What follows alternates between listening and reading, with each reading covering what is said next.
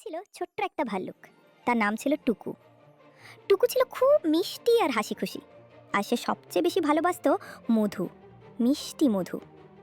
প্রতিদিন সকালে ঘুম থেকে উঠে সে তার মধুর পাত্রটা দেখে নিত।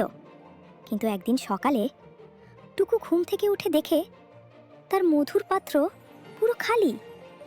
টুকু অবাক হয়ে বলল, ওহ না, আমার মধু কোথায় গেল? সে একটু দুঃখ পেল, তার ছোট্ট চোখে জল এসে গেল।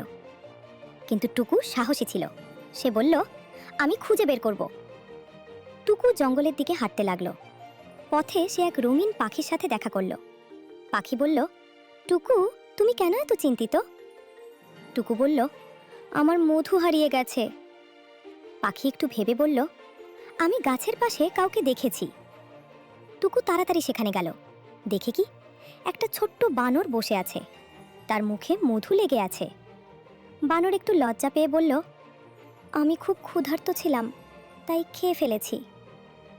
টুকু কিছুক্ষণ চুপ করে রইল, তারপর সে মিষ্টি করে হাসল। ঠিক আছে, টুকু বলল, কিন্তু পরের বার আগে আমাকে বলবে, ঠিক আছে? বানর খুশি হয়ে মাথা নাড়ল। তারপর তারা দুজন মিলে নতুন করে মধু সংগ্রহ করতে লাগলো।